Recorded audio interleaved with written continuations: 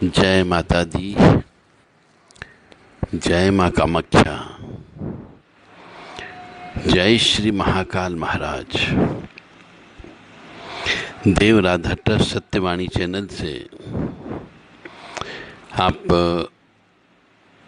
ज्ञान के सागर से कुछ निकाली गई महत्वपूर्ण रहस्यमय ज्ञान सुनते हैं।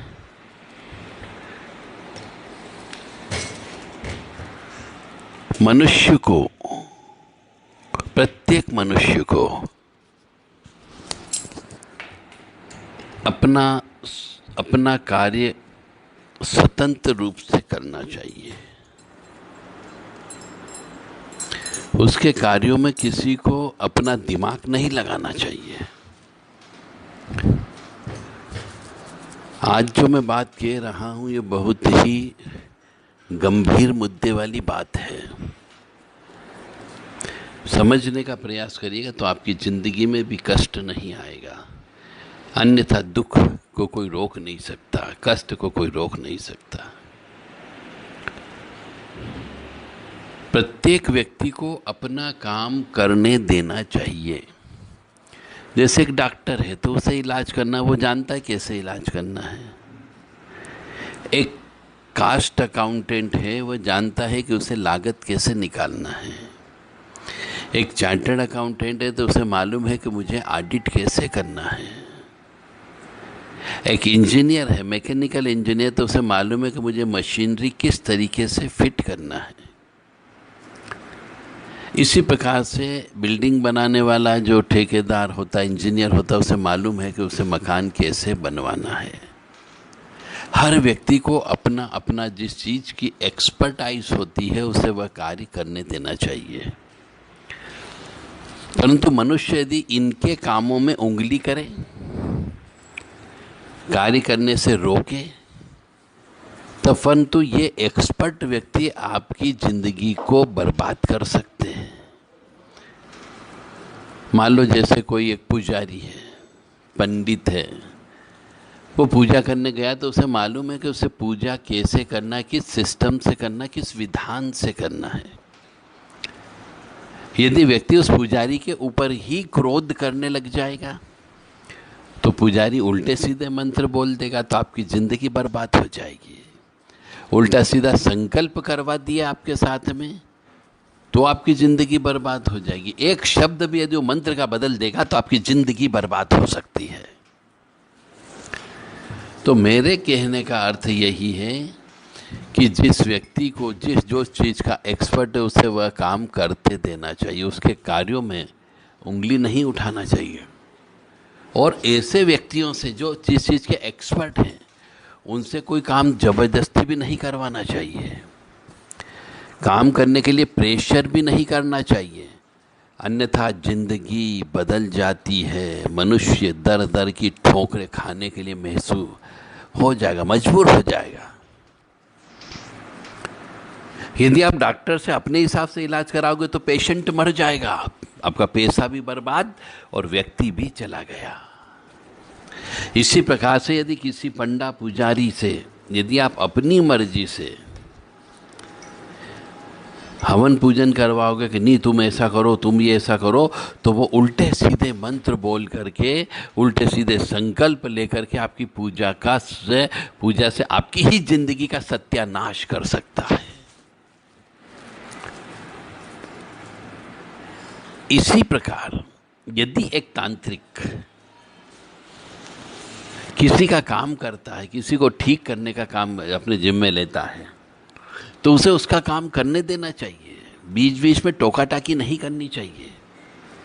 उसे मालूम है क्या करना है क्या नहीं करना है। यदि व्यक्ति बीच में टोका टाकी करता है या फिर उससे जबरदस्ती कोई और अपनी मर्जी से क्रिया करवाता है तो वह तांत्रिक आपके घर को, आपके परिवार को बर्बाद कर सकता है। हर काम में उल्टे सीधे मंत्र बोल देगा जिससे आप बर्बाद हो जाओगे। क्योंकि सब काम मंत्रों का होता है, सब काम संकल्प का होता है।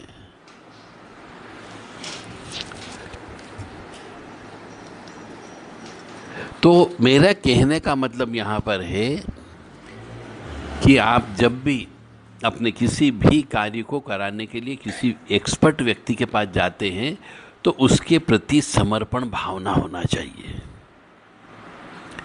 समर्पण भावना का मतलब हो गया कि पूर्ण रूप से समर्पित हो जाके भैया आप ही ठीक करोगे, बस खत्म। चाहे मोटरसाइकिल ठीक करना तो वही ठीक करेंगे, इंजीनियर तो आप अपने हिसाब से बनवा दो। पुजारी है तो उसे बोल दो आप ही पूजा कराओ, जैसी पूजा हमारी सफल हो सके, हमारे कार्य सफल हो सके। कोई तांत्रिक आता है तो उसे भी फ्री हैंड दे दो कि भाई आप अपने हिसाब से ठीक करो, हमारे को तो हमारा मरीज, हमारा पेशेंट, हमारा बालक या हमारी बालिका या परिवार का सदस्य हमें तो ठीक चाहिए, जो करना हो करो, परंतु आपको ठीक करना है। ये बात तो हुई एक्सपर्ट वाली है। परंतु यदि कोई व्यक्ति इनसे जबरदस्ती काम करवाए कि हम जैसा बोल रहे तुम वैसा करो, तो काम गड़बड़ हो जाता है। चाहे मकान गलत बन जाएगा, पेशेंट मर जाएगा, तांत्रिक उल्टी सीधी क्रिया करके और अपनी शक्तियां वहां पे गलत शक्तियां छोड़ के चला जाएगा और आपका जीवन, रहना, खाना, पीना सब बर्बाद हो जाएगा। इसलिए कभी भी किसी भी एक्सपर्ट व्यक्ति से जो जिस चीज़ का कीड़ा हो उससे कभी भी ज़बरदस्ती मत करो, उसको फीस दो और उसके अनुसार, उसकी खुशियों के अनुसार उसे काम करने दो। वो निश्चित तौर से आपका कार्य सफल करेगा। एक डॉक्टर इंजेक्शन नहीं लगाता है, कंपाउंडर ऑपरेशन नहीं करता है, एडवोकेट ऑडिट नहीं करता है और ऑडिटर है तो वो अकाउंट्स नहीं लिखता है। एक मैकेनिकल इंजीनियर बड़े बड़े इंजन को खुलवाता है और वापस सिस्टम में बंद करवा सकता है, परंतु उसका सहायक उस इंजन को स्वयं को इंजन को असिस्टेंट के माध्यम से खुलवाता है। एक सिविल इंजीनियर मकान निर्माण की लागत निकाल करके आपको बता सकता है। एक कास्ट अकाउंटेंट किसी टेंट, किसी भी वस्तु की कीमत का विश्लेषण और व्याख्या करके बता सकता है। वहीं एक ठेकेदार, निर्माण करने वाला, एक ही बार में मकान निर्माण की लागत नहीं बता सकता, क्योंकि वो ठेकेदार है, वो इंजीनियर नहीं है। इसी प्रकार से यदि एक तांत्रिक एक्सपर्ट है तो उस तांत्रिक से असिस्टेंट टाइप वाला काम मत करवाओ, उससे नींबू मत कटवाओ, उससे उतारा मत करवाओ। उसकी शक्तियों का उससे ही प्रयोग करवा करके सिर्फ मनुष्य को ठीक करवाना है। बहुत सी जगह हम देखते हैं तांत्रिक लोगों से जबरदस्ती कार्य करवाया जाता है कि तुमने ये काम नहीं किया, तुमने वो नहीं किया, दीपक नहीं लगाया, अगरबत्ती नहीं लगाई, ये चीज़ नहीं चढ़ाई, वो चीज़ नहीं चढ़ाई। अरे उसको मालूम है यदि आप टोका टाकी करोगे तो पूजा बर्बाद हो जाती है। मेरा आपको इतना सब लंबा चौड़ा सिखाने का और बताने का मतलब सिर्फ इतना सा है कि यदि कोई व्यक्ति कोई पूजा करने के लिए आपके घर पे आता है, किसी भी आपके परिवार के सदस्य को ठीक करने के लिए आता है, तांत्रिक की बात कर रहा हूं मैं, तो उसे टोको मत। उसे मालूम है उसने क्या किया है, और यदि उसने दीपक नहीं भी लगाया तो भी पूजा उसकी स्वीकार होती, क्योंकि उसकी शक्तियां उसके साथ चलती है। यदि उसने कोई चीज़ नहीं चढ़ाई तो भी उसकी शक्तियां उसके साथ चलती है, तो उसे कोई फर्क नहीं पड़ता, पूजा अवश्य स्वीकार होती है। परंतु यदि आप किसी तांत्रिक से जबरदस्ती उल्टी सीधे काम कराओगे तो वो तांत्रिक आपके घर को बर्बाद कर देगा, क्योंकि तांत्रिक का मतलब ही होता है अच्छी शक्तियां और बुरी शक्तियों को साथ लेकर के चलने वाला मनुष्य। और यदि कोई व्यक्ति तांत्रिक को परेशान करता है तो फिर तो मान करके चलें उस घर की उसी दिन से उल्टी गिनती प्रारंभ हो जाती है। इसलिए तांत्रिक लोगों से मत उलझना चाहिए, अन्यथा 2, 4, 5 साल में आपका घर तबाह हो जाएगा, बर्बाद हो जाएगा। आपको पता भी नहीं चलेगा किसने क्या किया, कैसे एक्सीडेंट हो गया पता ही नहीं चलेगा, कैसे लकवा लग गया पता ही नहीं चलेगा, कैसे बीमारी पे बीमारी आती जाती है पता ही नहीं लगेगा, और आप बीमारी में ही उलझे रहोगे, किसी व्यक्ति के पास पहुंच ही नहीं पाओगे यदि अच्छे तांत्रिक के लफड़े में फंस गए तो।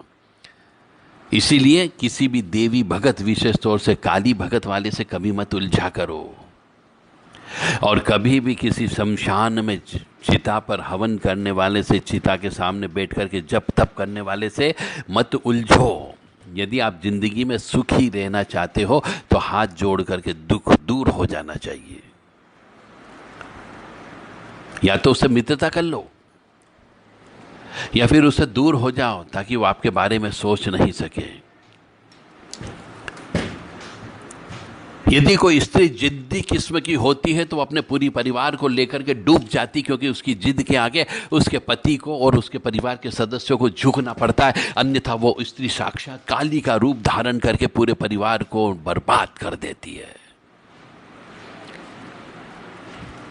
यदि कोई स्त्री जिद्दी किस्म की मिल जाती है तो वह अपने पति सहित बच्चों सहित सबको डुबो देती है, या फिर उनकी जिंदगी में सुकून नाम की चीज नहीं होती है, क्योंकि वह हमेशा जीतना चाहती है और अपनी जीत के आगे मनुष्य को तुच्छ समझती है, चाहे मनुष्य कितना ही बड़ा क्यों ना हो,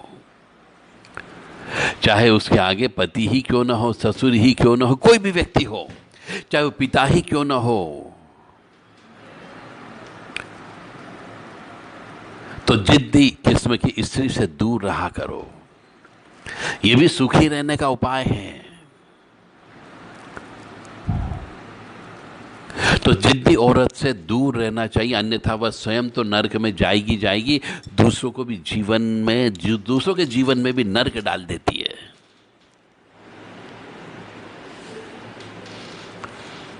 और एक और विशेष बात, आज मैं बहुत गहराई की बात कर रहा हूं आपके सामने, कि जब हम किसी के यहाँ तंत्र काटने के लिए जाते हैं तो जिसके जो पीड़ित व्यक्ति है उसके ऊपर ही हम जो भी क्रिया करना होती है वो क्रिया करते हैं, चाहे वो पुतली तंत्र वाली क्रिया करना हुई, चाहे वो नींबू वाली क्रिया करना हुई, चाहे वो खून लेने वाली क्रिया करना हुई, चाहे सफ़ेद कच्चे सूते की क्रिया करना हुई, चाहे वो मटकी की क्रिया करनी हुई, चाहे वो भूरे कद्दू की क्रिया करना हुई, जो भी क्रिया होती है उस पीड़ित व्यक्ति के ऊपर से होती, जिसको कि वास्तव में तंत्र लग गया या जिसका तंत्र काटना है। परंतु घरों में जब जाते हैं इलाज करने के लिए तो घर परिवार के दूसरे सदस्य भी खड़े हो जाते हैं, यह भी गलत बात है। अरे जो मुख्य पेशेंट है पहले उसको तो ठीक होने दो।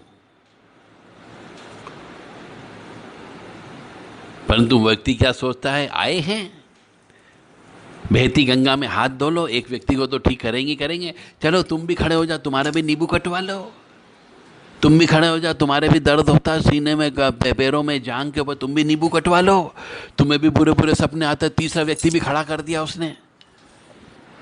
ऐसे काम नहीं होता है। तो जिस व्यक्ति के लिए बुलाया जाता है किसी तांत्रिक को, केवल उसी का ही इलाज करवाना चाहिए। आप यदि दूसरों का भी इलाज साथ में कराओगे तो फिर वह तांत्रिक आपके यहाँ उल्टी सीधी चीजें दूसरे व्यक्ति पे छोड़ सकता है। ऐसा देखा गया है प्रैक्टिकल वे में, आंखों से। इसीलिए आज मैं आपके सामने यह पूर्ण रहस्य वाली बात कर रहा हूं। आपने एक व्यक्ति के लिए बुलाया और 3 व्यक्तियों का और इलाज करवाने के लिए खड़े हो गए। डॉक्टर एक आया है तो जो पेशेंट है उसी को ही तो देखेगा, दूसरों को थोड़ी देखेगा। दूसरों को देखने के लिए आपको दोबारा से उसके पास जाकर के विधि विधान से पेशेंट के तरीके से दिखाना होगा, टेस्टिंग कराना होगी, फिर वो आपका इलाज करेगा। तो जब तंत्र विद्या कटवाते हैं तो पीड़ित व्यक्ति के साथ साथ उसके परिवार के सदस्य अपना उतारा करवाने के लिए भी तैयार हो जाते हैं, चाहे उन्हें बीमारी हो या ना हो। नींबू कटवाने लगते हैं, लौंग उतरवाने लगते हैं, पुतली जलवाने लगते हैं। तो मजबूरी में फिर ऐसे व्यक्तियों को जो वहां पे ठीक करने के लिए जाता है, मजबूरी में जब बोलते हैं तो करना पड़ता है, उनका भी उतारा करना पड़ता है। परंतु कई बार उतारा करते समय उनकी अच्छी शक्तियों को वो तांत्रिक निकाल लेता है और बुरी शक्तियां शरीर में घुसा देता है, क्योंकि वो इलाज करने के लिए किसी दूसरे का इलाज करने के लिए गया है, और जो स्वस्थ व्यक्ति है वह व्यक्ति उसके सामने कहता मेरा भी उतारा कर दो। तो वो उसकी अच्छी शक्तियां जो होती, जो उसने जप तप किया हुआ होता है, वह उसकी पूरी पूजा के फल को अपने पास खींच लेता है और अपने पास की जो बुरी शक्ति होती है, शमशान की प्रेत वाली, चुड़ैल वाली, वो उसके शरीर में डाल देता है। इसलिए कभी भी जिसका इलाज करवाए केवल उसी का ही इलाज करवाएं। कभी दूसरे परिवार के दूसरे व्यक्ति को उसके सामने खड़ा मत करो और दूसरे व्यक्तियों के ऊपर से पुतली या बाल या नाखून या कपड़ा मत दो। अन्यथा उसकी सभी धनात्मक ऊर्जा को तांत्रिक लोग खींच लेते हैं और फिर बर्बादी चालू हो जाती है। यानी एक का इलाज तो हो गया, पर दो अन्य चीजें वो छोड़ करके आपके यहाँ पे चला जाता है, क्योंकि आपने जो बात करी उस बात पे मुकर गए। तो आपको ये समझना चाहिए।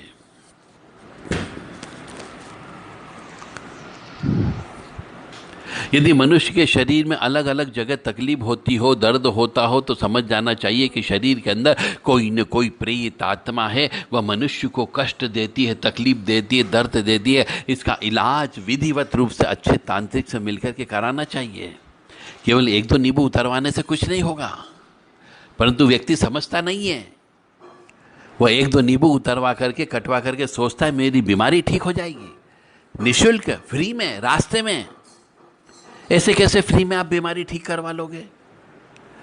क्योंकि जो बीमारी होती है वह ईश्वर के द्वारा दी गई होती है, आपके पाप कर्मों का फल होता है। तो उन पाप कर्मों का प्रायश्चित करना होता है, माफीनामा करना होता है, प्रायश्चित पूजा करना होती है, सेक्रीफाइस करना होता है, त्याग करना होता है, धन का त्याग करना होता है, अन्न का त्याग करना होता है, दान देना होता है, बलि देना होती है। और यह मनुष्य नहीं देता है और कहता है कि एक दो नुब्बे उतार करके मेरी बीमारी को ठीक कर दो। तो यह संभव नहीं है। यह बहुत रहस्यमय बात है तंत्र की, समझने वाले समझ सकते हैं। और जो मनुष्य अपने घर से कहीं दूसरे जगह चला जाता है और दूसरी जगह जाने पर हमारे हिंदू सनातन धर्म की परंपराओं को, रीति रिवाज को, मान्यताओं को, प्रथाओं को भूल जाते हैं, ऐसे परिवार के ऊपर भी तंत्र विद्या हो जाती है। क्योंकि एक तो वो कुल देवी देवता की पूजा के लिए नहीं आते हैं, क्योंकि वो दूर रहने लग जाते हैं। शहर से 1000 किलोमीटर दूर रहने के लिए चले गए तो वो बार बार तो नहीं आ सकते। तो जो मनुष्य अपने कुल से, परंपरा से दूर चला जाता है, उसके यहाँ पे पितृदोष और कुल देवता का दोष लग जाता है। और फिर उसके यहाँ पर जो बच्चे उत्पन्न होते हैं वो भी दोषपूर्ण बच्चे पैदा होते, श्रापित बच्चे पैदा होते। तो ऐसे मनुष्य जो अपने कुल से दूर 1000-2000 किलोमीटर दूर रहने लगे जाते हैं, वो हमारे रीति रिवाज को भूल जाते हैं, हमारे संस्कार, संस्कृति, परंपरा, रीति रिवाज को भूल जाते हैं, प्रथाओं को भूल जाते हैं। और ऐसे मनुष्य फिर जीवन को नरक में जीने के लिए मजबूर होना पड़ता है, क्योंकि कुल देवी देवता का श्राप लगता है, पितृ देवता का श्राप लगता है। जब इन दोनों का श्राप लगता है तो शरीर पर प्रेत दोष नजर आने लगता है, टोने टोटके होने लगते, नजर दोष होने लगता है, काला जादू का प्रभाव होने लगता है। और ऐसे बच्चे और स्त्री लड़ाकू किस्म के हो जाते हैं और पूरे परिवार को तहस नहस कर देते हैं, क्योंकि यह सब कार्य केवल प्रेत करवाता है। मानो या न मानो, यह बिल्कुल सत्य है। और जब मनुष्य हिंदू सनातन धर्म के जो संस्कार, संस्कृति, परंपरा, रीति रिवाज, मान्यता, प्रथा, इनसे दूर हो जाता है, तो उस घर में रहने वाली स्त्रियां मासिक धर्म के नियमों का पालन नहीं करती है। रजस्वला अवस्था, स्त्री की अशुद्ध अवस्था बोलते हैं उसे, उस अवस्था के नियम का पालन कड़ाई से करना चाहिए। और जब वो नहीं करती है तो फिर ये प्रेत, चुड़ैल, डाकन उसके शरीर में प्रवेश करते हैं, बच्चों के शरीर में प्रवेश करते हैं। जिसकी आत्मा कमज़ोर होती है, मन कमज़ोर होता है, चंद्र दोष होता है, शनि राहु की युक्ति होती है, ऐसे मनुष्यों, ऐसे बच्चों के शरीर में प्रेत आत्माएं घुस जाती है। और फिर ऐसे मनुष्यों को गुरु भी उल्टा सीधा प्राप्त हो जाता है। उल्टा गुरु प्राप्त हो जाता है तो कहता नहीं, कुछ भी नियम पालने की जरूरत नहीं है, तुम तो हमेशा पूजन अर्चन कर सकती हो, चाहे मासिक धर्म में हो तो भी पूजन करो। क्यों? कि वो प्रेत ऐसे मनुष्य तक ले जाते हैं, क्योंकि उनको तो उस घर में रहना है और उन घर के सदस्यों के शरीर में रह करके उनके साथ भोग विलास भी करना और भोजन भी करना है। तो गलत गुरु मिलने पर वो गलत शिक्षा देता है और ऐसे मनुष्य जो घर परिवार से 1000, 2000, 3000 किलोमीटर दूर रहने लग जाते हैं, उनका जीवन बर्बाद हो जाता है।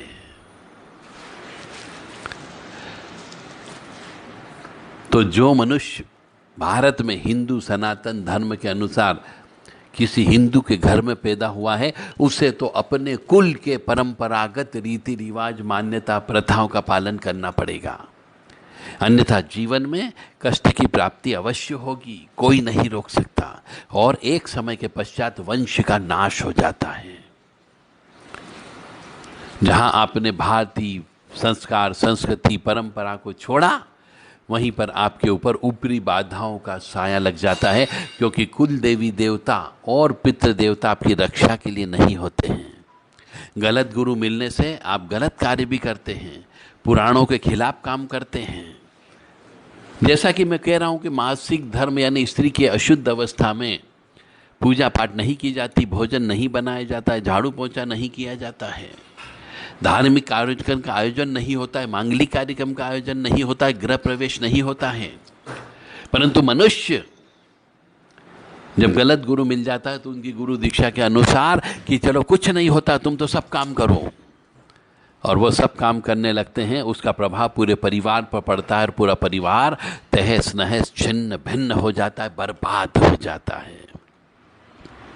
ओम नमः आदेश गुरु को आसो माता कांसे, लाल घाटी के लाल, नदी के लाल जलाल को साथ में लाई, घाट के घटिया को लाई, मरघट के मसान को लाई, जगवा वीरन 64 योगिनी को लाई, ए रानी मेहरानी को डूडी सुखी में 4 कोट चौकड़ी को लाई, आकाश सोल पाताल फोल धुड़म धुड़ उड़ाती, आएगी खनखनाती हुई, जाएगी खिलखिलाती हुई, और सो एंड सो का यह कार्य नहीं किया तो तुम्हें इसकी आन है।